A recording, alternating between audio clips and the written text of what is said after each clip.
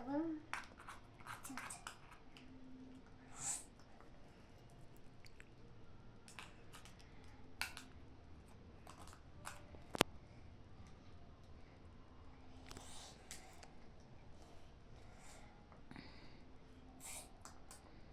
মিষ্টি হয়েছে, কেমন হয়েছে? মিষ্টি হয়েছে। এরকম করে বলো।